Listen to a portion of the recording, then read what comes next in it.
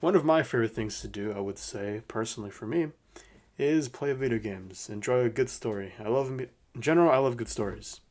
And one of the best mediums for finding good stories would be in video games. I've seen in recent times there have been plenty of video games which have incredible stories, not to mention also have incredible gameplay. So I grew up around the time when items like consoles like the PlayStation 2 were very popular. Things like Game Boy, the Wii, the Xbox, those things were all over the market. They were very popular. But I could not afford one. And one day my parents say, if you get this, it was a shot of some kind. Flu shot. It was a flu shot. If you get this flu shot, we'll buy you a console. And they said, as long as you don't cry, we'll get you the console. And so the little 6-year-old me was like, sure, let's do it. I'm surprised I didn't cry. I didn't cry and I actually got the console. I ended up getting this PS2 I have with me. And instantly I fell in love with that PS2. I played it every day after school. I would go to school, I would get home, let's study for like 5 minutes, and then let's play 3 hours of games. That's just how it worked back then. I can't do that now, obviously. But I wouldn't trade it for anything. It was really fun back then. I loved it. And over time, that PS2, I played lots of games. I played games like Spider Man, or I played games like on the Wii. I also played another game called Wii Sports, which I still have in my possession. It's a great game. Something else I loved were the characters, the character designs, the voice acting for the characters. They were just generally really good. Characters like Mario, who doesn't love Mario? Everyone loves Mario. Characters like Sonic, well, not everyone loves Sonic, but yeah. Characters like Kratos from God of War, here he is. He's a brilliant character that actually teaches about fatherhood, which is surprising because a video game teaching about fatherhood, as crazy as it sounds, it's true. It won Game of the Year in 2018, which is like the Oscars, but for video games. It won Game of the Year. Very exciting. Another reason that I really love video games, as I mentioned earlier, is the brilliant stories, and these stories just teach you, not teach you, well, some games do teach you things. As I said, God of War taught about parenthood. Surprising for a video game. The other video games teach you themes like revenge, why revenge is never a good thing.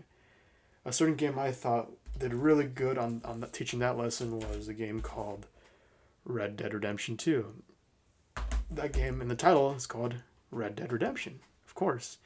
The reason it was called Red Dead Redemption is because there was a certain character in the game that said revenge is a fool's game. And upon just looking at that quote, it's like, sure, whatever, revenge. It's never a good thing, that's what we're always taught. But then through the series of events that transpire in the game, we do learn that revenge actually can come back to get you, and revenge is actually a fool's game because a certain character goes out to get revenge, even though his life is perfect for his fallen friend, and because he gets revenge, his past deeds end up catching up to him, and therefore leading to his death. Spoilers, sort of. It's a 4-year-old game at this point. It's not too much spoilers, but yes, revenge is never a good thing. That's what that game teaches you. A game that teaches you about the values of friendship, the values of believing in yourself, is a small Japanese game called Persona 5. It is an incredible game with amazing graphics. I love it. It's really artistic.